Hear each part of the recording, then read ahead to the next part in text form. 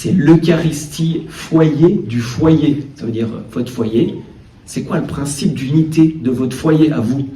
Et en gros, l'idée, c'est de dire, est-ce que, disons, on pourrait parler de l'Eucharistie comme foyer de votre foyer? Ça va jusque-là? Ok? Ça va les derniers? Vous avez des sommaires? Vous avez le truc là?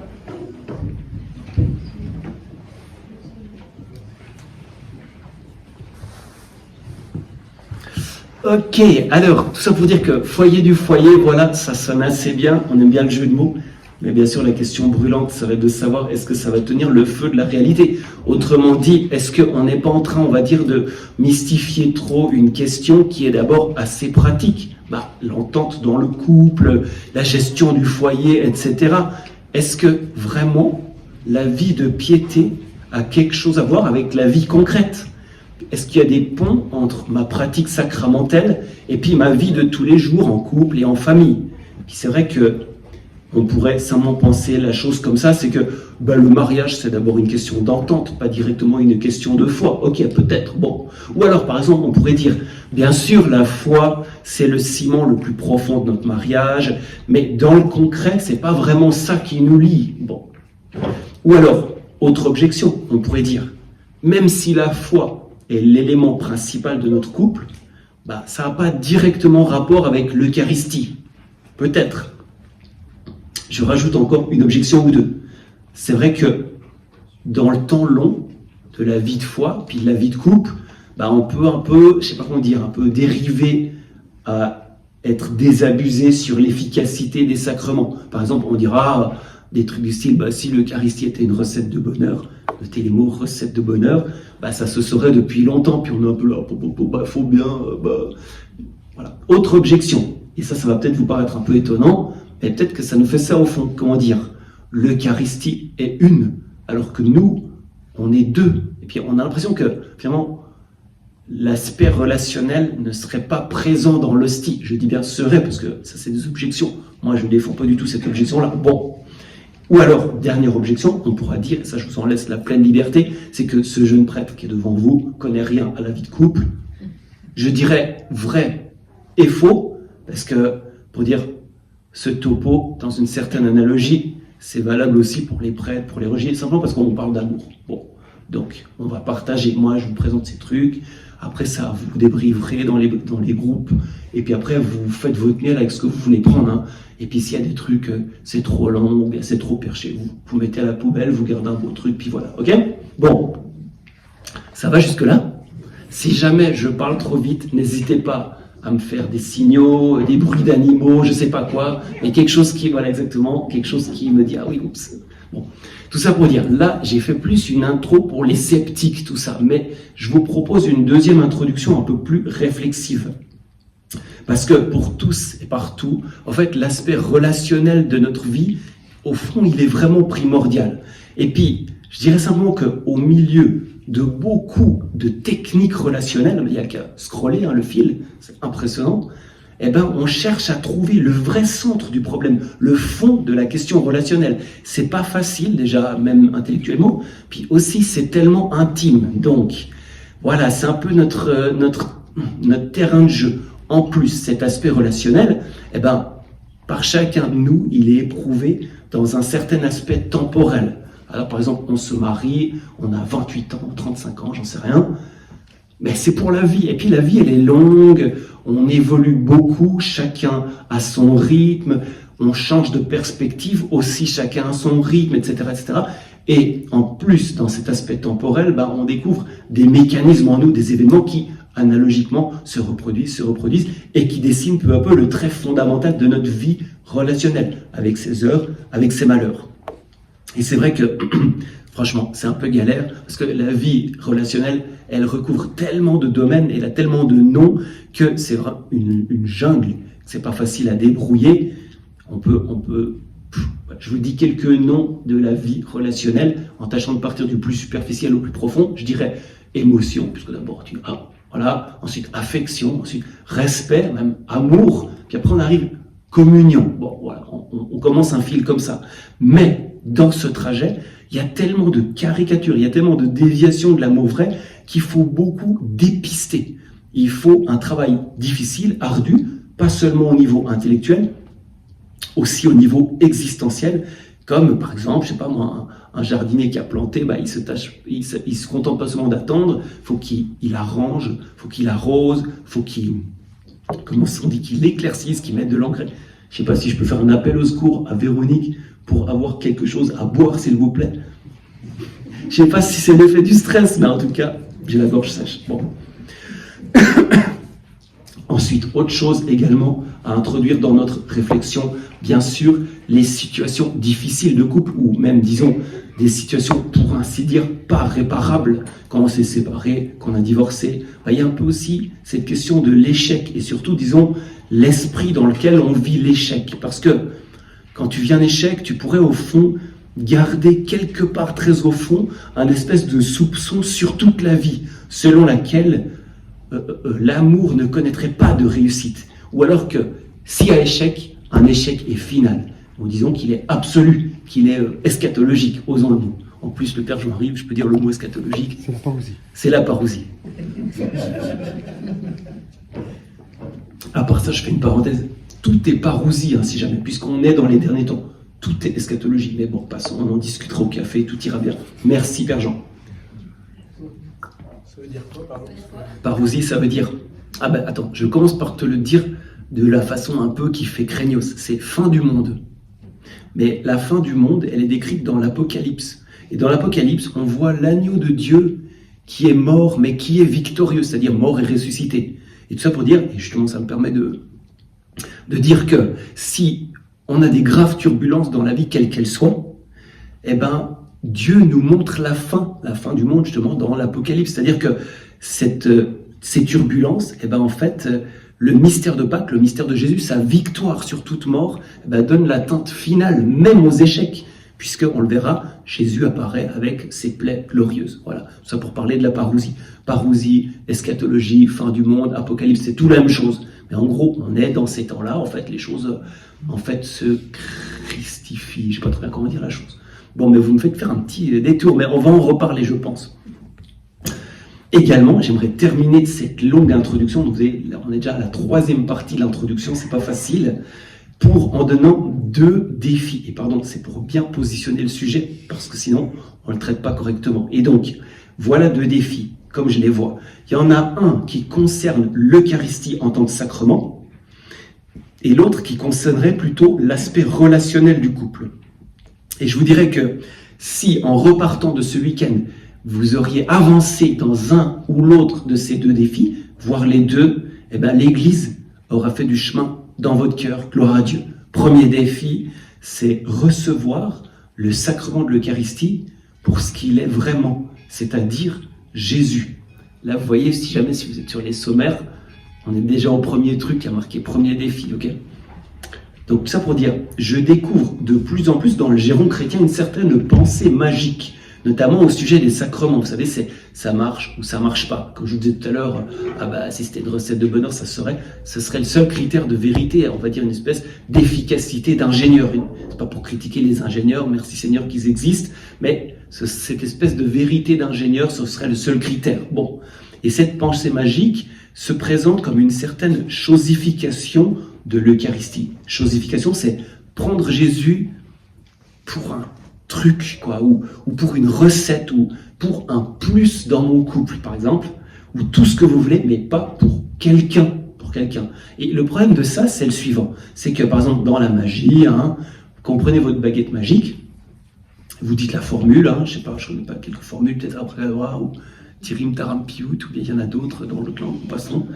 Vous dites la formule, vous pouvez transformer par exemple votre voisin en ornithorynque ou quelque chose du style, ou alors vous pouvez lancer des sorts, c'est mon animal préféré l'ornithorynque, c'est pour ça que je dis ça, ou alors vous pouvez lancer des sorts, transformer une citrouille en carrosse, mais ça comporte une caractéristique précise, c'est que c'est purement une histoire de pouvoir, et il n'y a qu'un seul des deux qui l'a, par exemple Harry Potter, et puis celui à qui il lance un sort, il n'y a que Harry Potter qui décide qu'il va lancer un sort. Ou bien Cendrillon, bien sûr, elle est contente que sa citrouille se transforme en carrosse, mais c'est purement extrinsèque, c'est parce que quelqu'un d'autre avait le pouvoir. Et donc nous, des fois, on a un peu cette impression au sujet des sacrements. Bah, ou quoi, c'est Dieu qui a le pouvoir, ou bien c'est le prêtre qui a le pouvoir tout seul.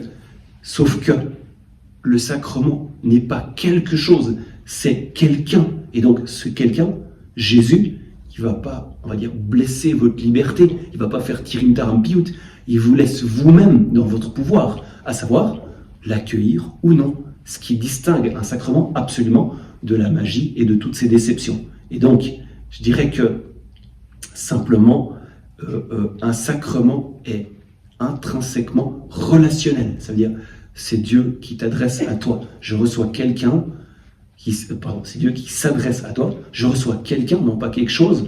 Et c'est parce que moi-même, en tant que personne mature, responsable, amoureuse de Dieu, etc., je désire ouvrir mon cœur que je peux recevoir la grâce de Jésus.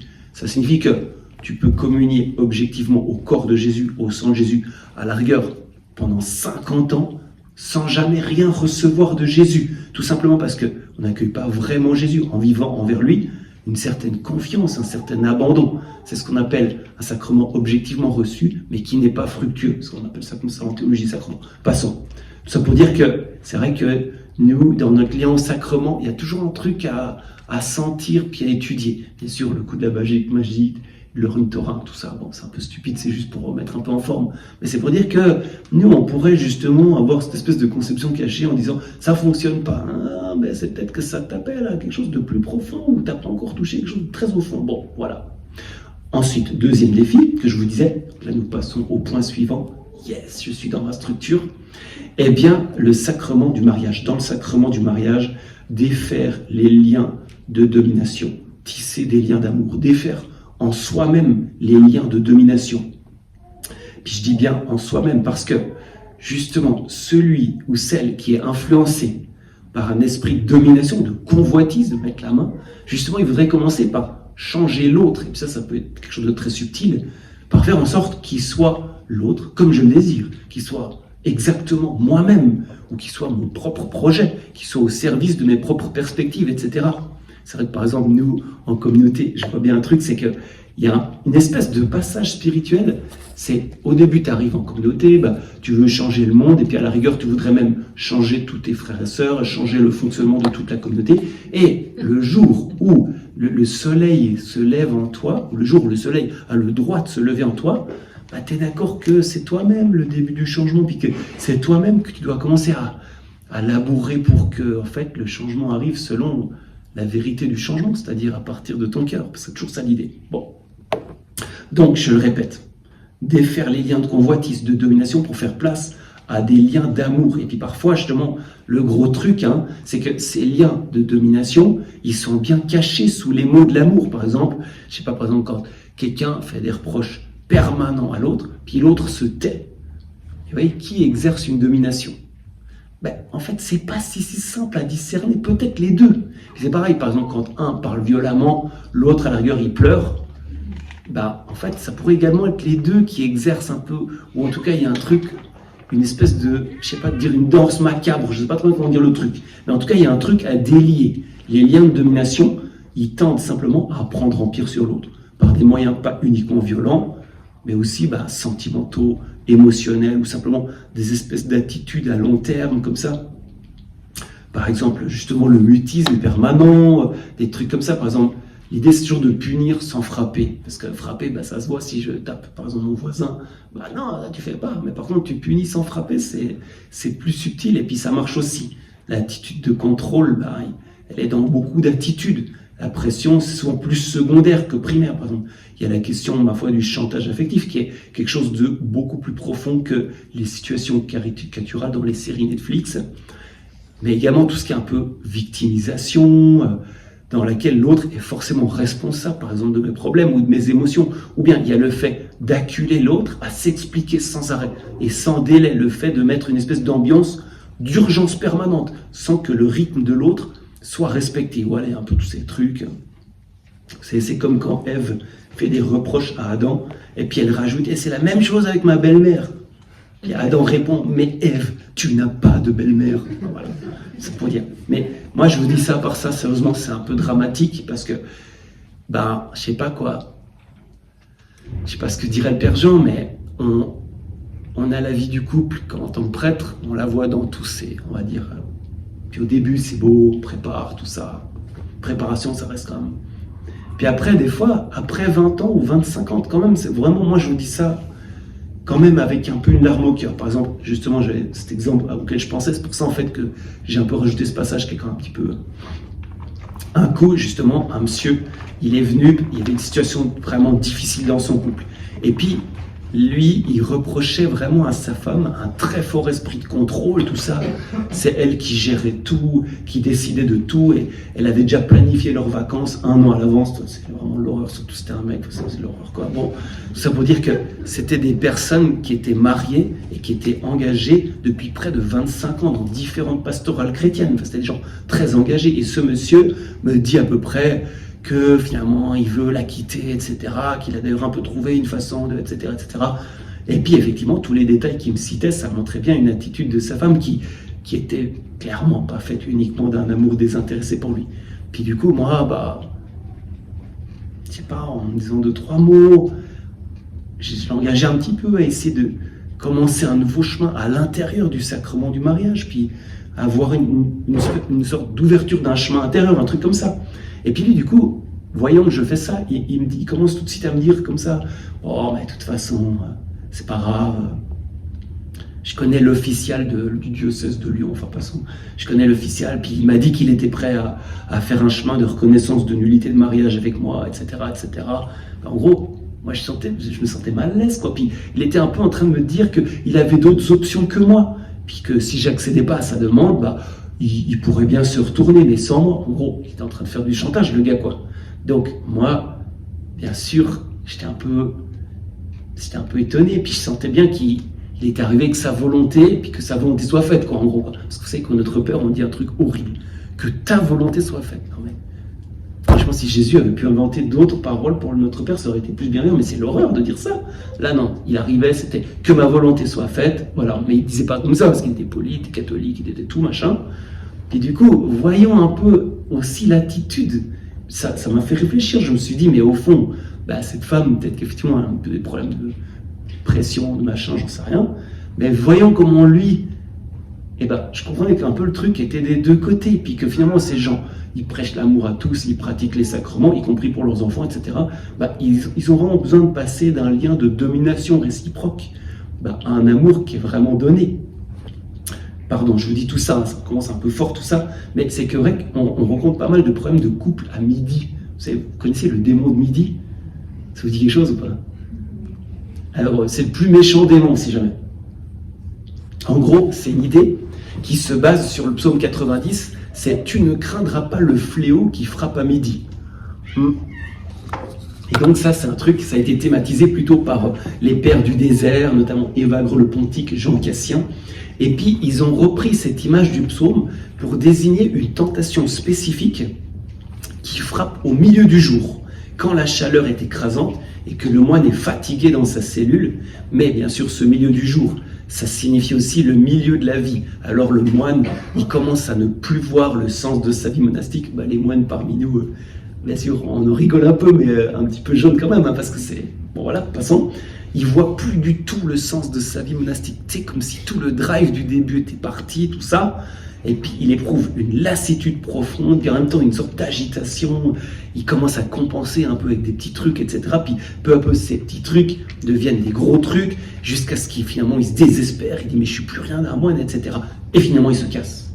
C'est un peu ça le démon de midi. Bon. En fait, l'idée c'est une perte du désir de Dieu ou une lassitude à le suivre. Disons, ça pourrait être vu comme un péché, au sens où tu accueilles cet esprit, où tu te dis « Ouais, non, de toute façon, j'en ai rien, puis qu'est-ce que j'ai foutu, puis j'étais jeune, tu commences un peu à macérer tout ça. » Voilà, là, tu accueilles la tentation. Ou alors, simplement, c'est une épreuve. Et c'est vrai que si on vainc cette épreuve, si on gagne la victoire, vraiment, les fruits spirituels sont exceptionnels. Puis vous voyez, bien sûr, que pour la vie de couple, tu peux transposer ça mutatis mutandis pour la vie du mariage, quoi, en gros.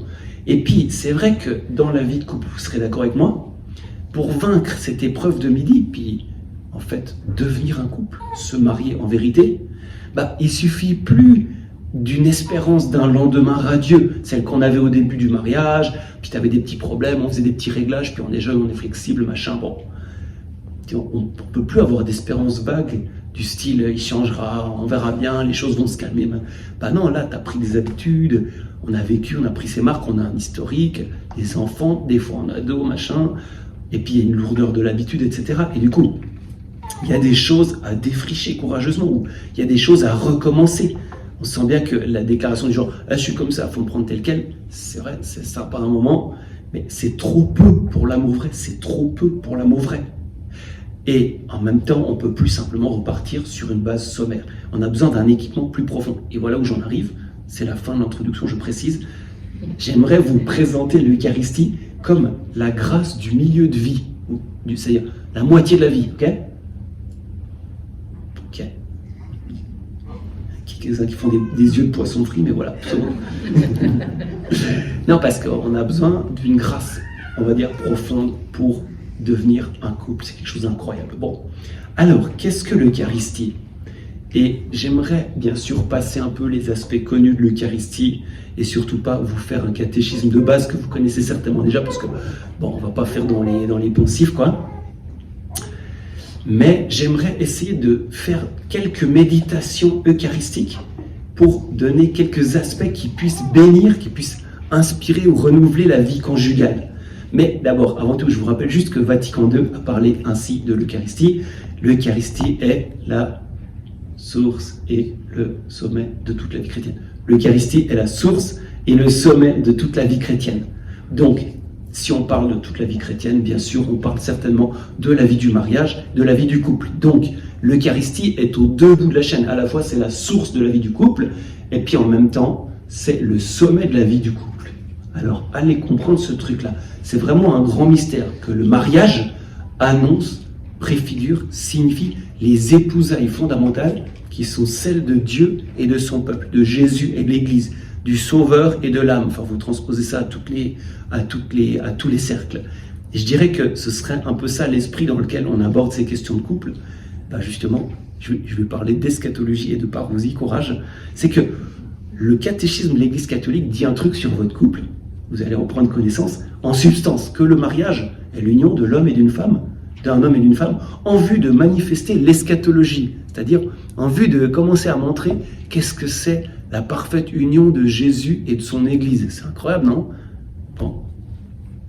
Je vous le dis plus simplement, de façon plus terre-à-terre, ça fait du bien à tous de voir un homme et une femme qui s'aiment vraiment. Ça va, c'est plus simple? Bon, super, très bien. Ok, très bien. Donc, on arrive dans notre première méditation, et c'est une question, là on est dans des questions de communion du couple, et vous allez voir, c'est pas si simple, parce que bien sûr, c'est pas une location bienveillante, et c'est pas non plus la fusion destructrice.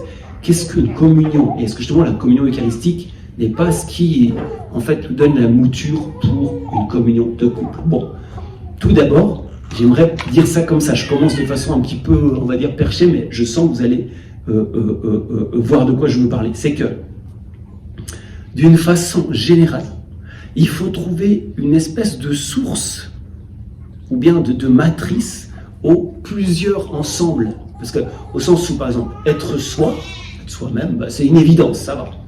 Être soi face à l'autre, par exemple, là, je suis face à Camille, elle me dit un truc, je réagis. Bah, c'est bon, ça en arrive, c'est être soi face à l'autre, ça c'est encore accessible. Mais être soi-même, tout en étant ensemble, vous voyez, ça c'est une gageure de chaque couple.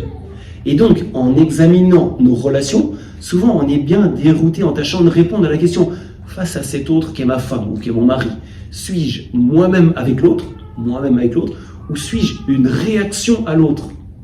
Puis vraiment, c'est un truc quand même hyper subtil, hein. Par exemple, des fois, je sais pas, le mari, il a beaucoup besoin de sécurité sur son identité. Pardon, je choisis au hasard le mari, bien sûr. Bon. Et donc, sa femme passe sa vie à le valider. Hein. Vous voyez un peu la structure du truc. Bon. Une fois, il y avait un couple qui était venu à Château-Rima. Le monsieur, environ 70 ans, puis, je sais pas, ils arrivent je sais pas ceux qui sont déjà venus, il y a une grande entrée, puis donc ils arrivent, on était plusieurs, machin, et puis donc il y a le monsieur qui arrive, et il commence par m'expliquer sa carrière. Bon, pourquoi est-ce qu'il commence par ça? Pourquoi est-ce que c'est le sujet de discussion qui arrive directement, même si on ne connaît pas encore les gens et qui on commence la relation? Voilà, les frères sur la fraternité, pourquoi il nous parle de sa carrière, le gars? En tout cas, il en vient à conclure en disant que j'ai fait une carrière dans l'armée, etc., etc. machin, il me raconte des trucs sur une situation qu'il a marquée en hélicoptère, machin, puis après il finit en disant, mais quand même, j'ai pas fini général. Ensuite, on va dire, les choses bougent un peu, les gens comme ça, puis il y a sa femme qui arrive vers moi, puis elle me dit, ouais, mon mari, il a fait une carrière dans l'armée, puis d'ailleurs, il y a une fois un truc avec l'hélicoptère. Bon, quand même, il n'a pas fini général.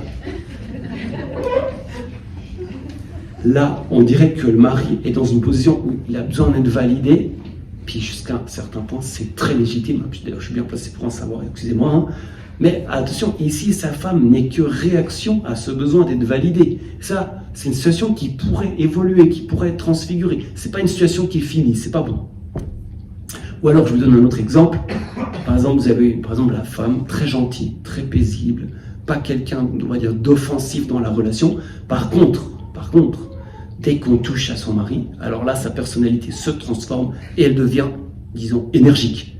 Vous voyez, peut-être qu'elle a tendance à se réaliser dans son mari, ou je sais pas, dans ses enfants. C'est-à-dire qu'elle-même, elle ne va pas faire une carrière, par exemple, d'ingénieur dans le nucléaire, ou je sais pas quoi, mais elle est très, très, très attentive à la carrière de son mari. Et lorsque quelqu'un met en cause la carrière de son mari, ou sa réputation concernant, je sais pas, moi, ses connaissances techniques, alors là, c'est la tigresse qui se réveille. Attends, non, là, elle n'est pas elle-même, ça va pas. Elle existe à travers quelqu'un d'autre. Donc, vous voyez, être soi-même, être face à l'autre, être moi-même, mais ensemble avec l'autre. Vous voyez, c'est ça un peu une espèce d'examen de conscience qui est valable d'ailleurs pour toutes les associations, hein, pas que pour le couple. Hein. Par exemple, pour les États, entre eux. Tu vois, aujourd'hui, en mars 2026, on est plutôt, je sais pas comment dire, mais c'est plutôt du jeu de domino. Non mais attends, on peut pas être plusieurs ensemble, plusieurs à un. On est un peu comme la Trinité, qui sont plusieurs, ils sont ensemble. Donc la question très large, c'est la fraternité est-elle possible? Ou alors, en ce qui nous concerne, est-ce que le mariage, c'est qu'un beau nom? Ou est-ce que c'est fondamentalement possible d'être un, d'être absolument unis, alors qu'on est deux? Et puis souvent, c'est vrai que la question surgit quand on se dit qu'on est tellement différents, ça vous connaissez ça? On est vraiment tellement différents, bien sûr, on est tellement différents, bien sûr, tout à fait.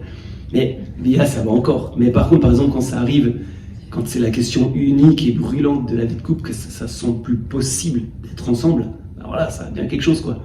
Je me souviens d'une anecdote trop drôle. Je crois que c'est toi, Cyril, qui m'as raconté, mais je ne suis pas trop sûr. Pardon, je t'ai réveillé, excuse-moi. C'est un couple qui arrive chez Marthe Robin, parce qu'ils se disputent beaucoup. Vous voyez, Marthe Robin, c'était une mystique française magnifique. Bon, on a beaucoup critiqué, c'est bien aussi. Et donc, à un moment, ils disent à Marthe Robin, on est tellement différents. Puis elle éclate de rire, parce que, en fait, elle allait souvent voir en visite la Trinité. Bon, je ne sais pas si ça vous arrive souvent. Bon, elle, c'est spécial, hein, pour dire. Mais vous voyez, le Père et le Fils sont une altérité absolue, infinie. Puis bien sûr, vu de cet angle, la différence entre le mari et sa femme, elle est quand même un peu relativisée, quoi. Vous savez, comme dit Blaise Pascal, ça c'est un slogan qui m'aide à vivre. Vu de l'infini, tous les finis sont égaux. Ah, ça me fait du bien ce truc-là. Bon, voilà. Donc, on arrive à l'Eucharistie. On est sur notre question, là, le fait d'être ensemble. Est-ce que c'est possible d'être un? L'Eucharistie, c'est pas simplement la présence statique de Jésus. C'est on reçoit l'hostie, voilà, l'hostie, ça, voilà. Ou bien on adore l'hostie, donc bouge pas beaucoup l'hostie. Hein. L'Eucharistie, c'est pas la simple présence statique de Jésus, comme s'il était présent au sens neutre avec les bras croisés. C'est toute la vie de Jésus. C'est-à-dire, l'Eucharistie est amour du Père pour le Fils et vice-versa. Vous savez que le secret de Jésus, c'est Père. Ça veut dire, Jésus, il a dit clairement, qui me voit, par exemple dans l'hostie, je sais pas, par exemple, hein, qui me voit le Père. Le Père et moi, nous sommes un, entendez, dans l'amour. Donc, quand vous regardez le corps du Christ, vous voyez la communion parfaite. Comme l'Eucharistie contient de façon unique le pluriel, puisque c'est l'amour du Père pour le Fils et vice-versa, c'est dans l'Eucharistie, et à partir de l'Eucharistie, que le pluriel unifié, par exemple, hommes et femmes, ça devient possible. Ça veut dire que c'est à partir de l'Eucharistie que tu peux penser la question de l'un et du multiple. Parce que la livraison réciproque et éternelle des personnes divines, le Père, le Fils, l'amour les unit. Allez comprendre ce mystère. Mais en tout cas, si vous cherchez une source, vous l'avez. Bon. Et puis, ce que je tâche de dire, c'est ça, c'est que on a là au-dessus l'unité du Père et du Fils. Bon, là, ils sont loin, et puis ça ne nous touche pas encore. Eux, ils veulent au fond pénétrer avec leur unité glorieuse en nous, dans la vie des hommes et des femmes. Puis spécifiquement pour la vie du couple, quand même, ce serait génial. Et justement, il faut bien qu'elle puisse s'incarner, puis justement, cette incarnation, elle est précisément réalisée à travers la grâce de Noël, dans la communion eucharistique. Ça veut dire que dans nos pauvres cœurs, d'époux, d'épouses, on reçoit l'unité du Père et du Fils. C'est ainsi que la Trinité perce dans nos vies. Et donc, c'est pour ça que je dis que la vie eucharistique, disons, quand on arrive à une certaine profondeur, enfin, excuse-moi, c'est pas des très bons mots, mais ça devient le principe actif du vivre ensemble. Parce que c'est pas simplement la présence statique de Jésus, mais c'est Jésus qui veut s'unir à nous, ce qui est quand même une subtilité cruciale. Donc en gros, la fraternité en général, elle est possible à partir de Jésus, parce que c'est lui qui a le principe d'unité en lui. La vie de couple, c'est pareil, elle est possible à partir de l'Eucharistie. On peut recevoir l'unité qui vient de Dieu dans l'amour, que si lui-même ne nous la transmet. Puis justement, il a choisi le moyen privilégié, les sacrements, puis de façon si vivante, l'Eucharistie. C'est vraiment le Dieu de la communion qui fait la communion entre nous, parce qu'il est lui-même communion. Voilà. C'est vrai que c'est un grand mystère. Peut-être ça paraît un peu abstrait ou lointain, mais après, je dis sincèrement, il y a deux choses. Il y a l'écoute de l'oreille, là, par exemple, je parle de ça, je sais pas. Et puis après, il y a l'agenouillement. Et c'est vrai que quand tu es devant Jésus, avec joie, merci. Quand tu es devant le Seigneur, agenouillé. C'est un mystère, ce qui se passe entre Jésus et l'âme, mais franchement, il y a quelque chose qui coule de lui à vous, de vous à lui. Voilà. Bon, écoutez, là, comme je déborde déjà beaucoup, on va laisser le truc optionnel qui suit là sur votre truc à marquer l'Eucharistie, lieu de sagesse pour le couple. Voilà. Et puis on va passer tout de suite au point 3. L'Eucharistie, source de la communion. On va approfondir cette notion de la communion dans le couple. Parce qu'on communie au corps du Christ, on tâche de vivre la communion dans notre couple. La communion, c'est quelque chose de bien plus profond que le simple respect, même si le respect, c'est aussi bien important, mais c'est pas tout. On ne vit plus à deux, on est vraiment un, comme Dieu l'avait annoncé au début de sa parole, merci mille fois. Ils ne feront plus qu'une chair. Et je dirais simplement ça. Celui ou celle qui fait l'expérience de la communion eucharistique, dans son sens le plus profond, le plus plénier, il reçoit une espèce de mouture pour vivre la communion dans son couple. Donc, ce que va faire Jésus, on va dire dans le dialogue, dans l'intimité, ça va être un truc qui va rester comme une idée profonde de la vie, puis qui va pouvoir, on va dire, s'étendre dans le reste de la vie, notamment la vie de couple. Première chose à savoir, quand vous recevez Jésus en vous, par exemple dans la communion, que Jésus, il ne nous aime pas d'un amour captateur ou d'un amour mordant, mais cet amour est d'autant plus brûlant qu'il nous laisse libres. Parce que vous savez qu'il y a une terrible dépravation de la morale chrétienne. Puis en fait, c'est surtout le jansénisme, mais en fait, il y a plein de ramifications un peu partout, qui nous fait penser qu'on doit toujours mériter l'amour de Jésus. Mais justement, son amour sur nous, depuis l'intérieur, lorsqu'on communie à son corps, à son sang, cet amour, son regard n'est grevé d'aucune condition, parce qu'il commence par nous rejoindre de façon absolue. Pas seulement, il nous rejoint dans une de nos caractéristiques qui lui paraît très plaisante. Lui, il est vertueux sur tel point, là, je peux épouser, parce que... Pas du tout. Son regard, il est absolument engagé envers nous. Il n'est pas du tout entaché d'un espèce de retrait ou d'un certain conditionnel. C'est pas d'abord une présence qui juge, c'est pas d'abord une présence qui attend en exerçant une douce coercition, mais de façon primordiale, c'est une présence absolue, celle qui fait vivre absolument, dans la liberté absolue. Voilà, c'est-à-dire, quoi qu'il en soit, dans la prière, Jésus sera là avec nous sur notre chemin. C'est vrai que c'est débile à dire comme ça, mais si vous y pensez franchement, profondément, ça donne une autre idée de la vie. T'es plus dans l'idée qu'il faut toujours mériter, cracher, être rentable. Mais Dieu t'aime. Bon. Alors, ça c'est le premier point pour la communion eucharistique. Par contre, second point, parce que jusque-là, on a insisté sur le respect de Jésus envers nous. Sa pureté de regard, le fait qu'il est désintéressé envers nous. Mais ça ne signifie pas non plus qu'il ne veuille pas vivre, on va dire, une vraie histoire de communion avec nous, avec toutes les exigences, entre jolis guillemets eucharistiques, que cela comporte. cette histoire de communion nous arrive comme une proposition, comme une possibilité. En connaissant l'amour infini que Jésus nous porte dans la communion, on est porté nous-mêmes à changer, à nous abandonner à lui, puis à désormais vivre une vie à deux. Si on a entendu vie à deux, avec Jésus j'entends. C'est-à-dire vivre une intimité avec Jésus. Puis peut-être ça vous étonne, je ne sais pas trop, mais en fait c'est le chemin de tout chrétien.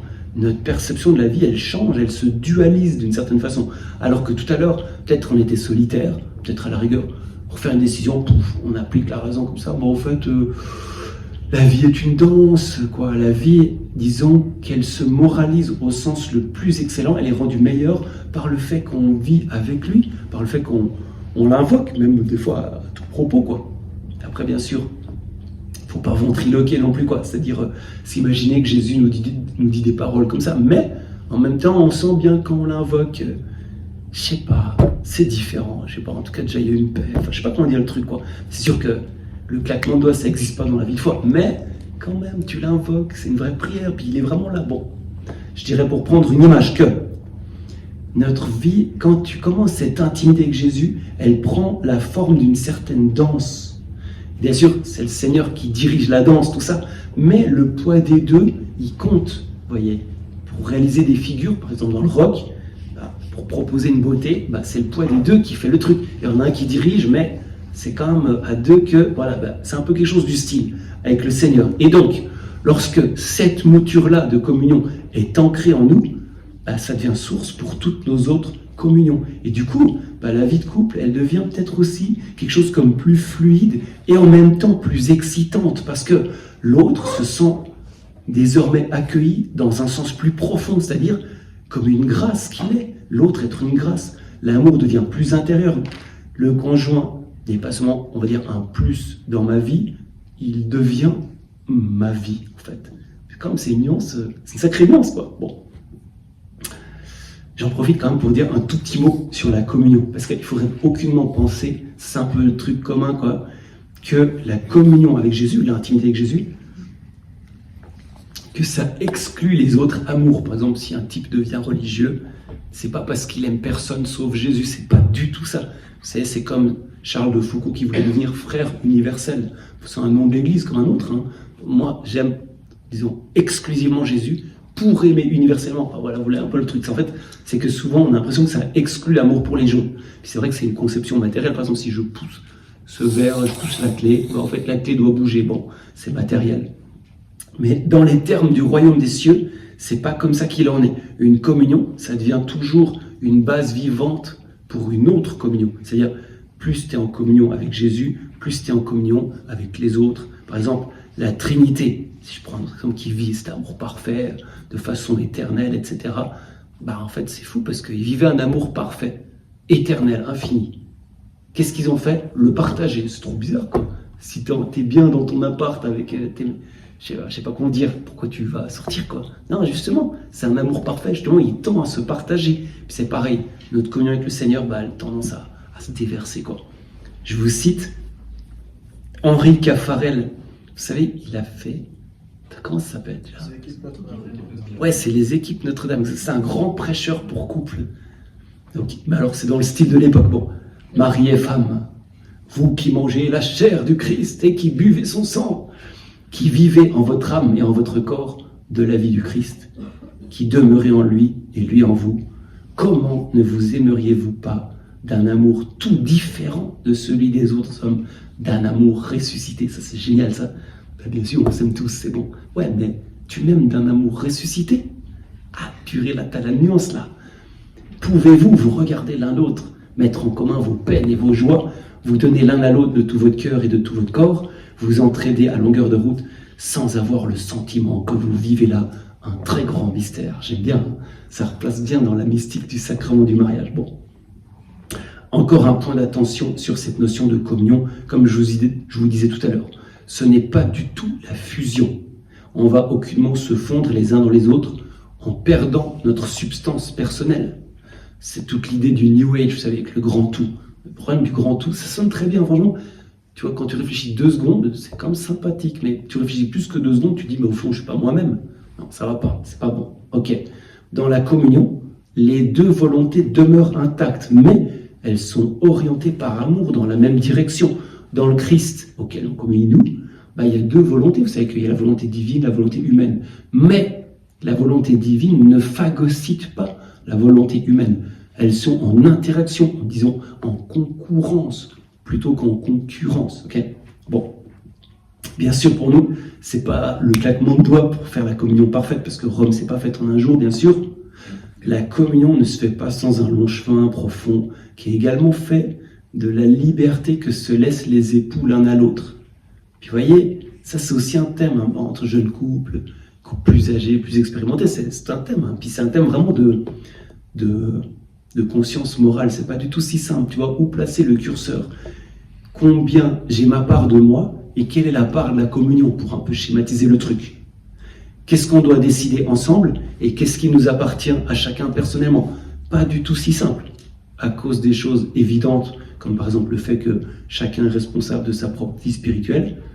Tu ne peux pas invoquer sur cette question une recette, mais tu dois faire un chemin dans le regard du Christ, où le Christ lui-même t'enseigne à chaque étape quel pas faire dans la communion, dans la liberté. Puis en fait, en vérité, il peut y avoir des périodes assez distendues dans le couple, où l'un a beaucoup besoin de place, etc., pour faire telle ou telle part du chemin, etc. Mais il peut y avoir d'autres périodes où le Seigneur nous invite vraiment à nous marier de façon plus profonde. Hein. C'est vraiment une question de conscience morale, d'écoute profonde du Seigneur. Seigneur, à quoi tu nous appelles maintenant? Puis je dirais alors, d'une façon plus négative pour le coup, que même tu pourrais faire des péchés de couple. Par exemple, une complaisance dans une situation provisoire. Une paresse à faire un pas vers la communion, vers plus de dialogue, j'en sais rien. Mais tout ça pour dire que ce curseur-là, pas sain, franchement. Alors, je regarde où on en est. Je ne veux pas vous tuer non plus avec mes paroles. Ouh là là, dis donc. Vous savez quoi? On ferait encore un petit paragraphe, puis après on fait la pause, ou bien vous êtes déjà vraiment à peu près au temps de la deuxième sieste de la journée? La deuxième sieste de l'après-midi, pardon, parce que le matin, non, je rigole. Non, alors continuons un tout petit coup.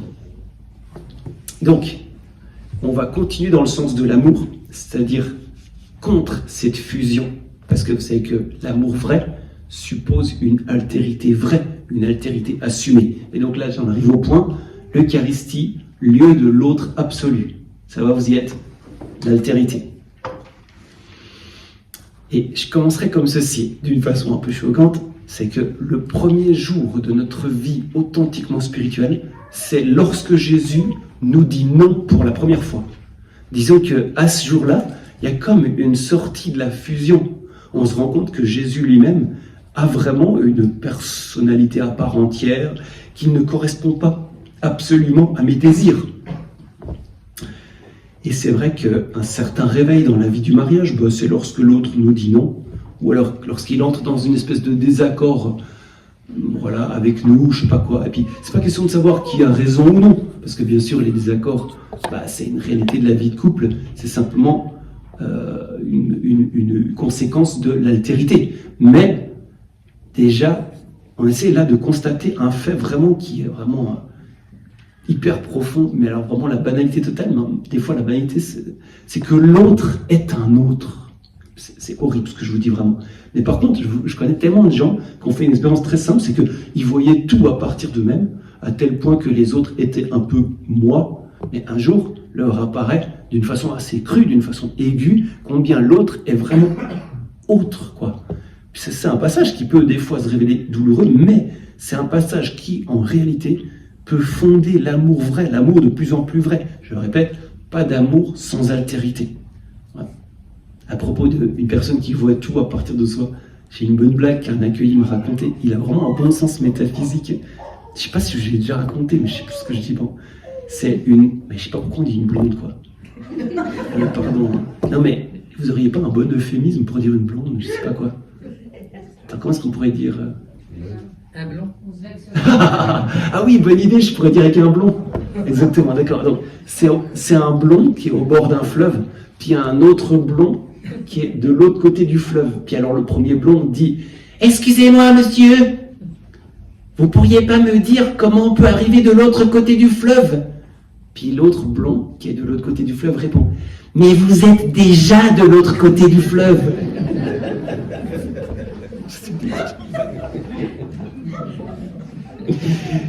Je me souviens aussi d'un ami qui disait, un jour je me suis rendu compte que Juliette, petite étoile, tous les prénoms ont été modifiés, machin. Je me suis rendu compte un jour que Juliette n'était pas un homme qui portait des jupes. C'est un peu la version basique du truc, mais c'est rigolo. Mais ce que j'essaie de dire, c'est que, attention, dans la prière, par exemple dans l'adoration eucharistique, peu importe la prière, que c'est pas une question, hein, voilà.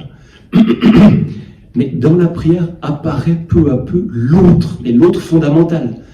Et bien sûr, c'est normal que notre appréhension du réel commence par voir tout sous le prisme du moi, de ce que moi je suis, du coup, avec les attractions et les répulsions contendantes.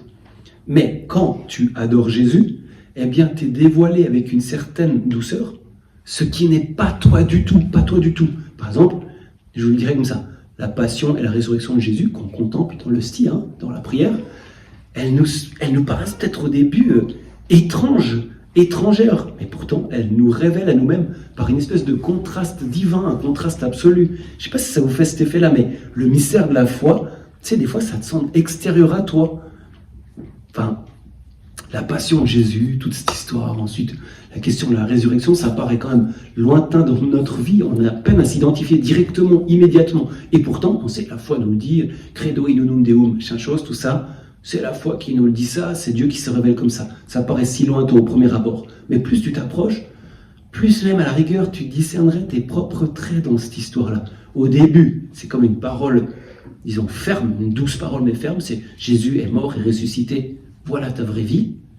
C'est comme une violente caresse, mais peu à peu, c'est une vraie révélation de ma propre vie par altérité. Là, j'entends ma vie, on va dire dans ses contours primaux, dans sa vérité la plus interne. C'est un dévoilement de notre moi véritable, ça nous met en marche. Ça te dit, mais au fond, je vais vers ça.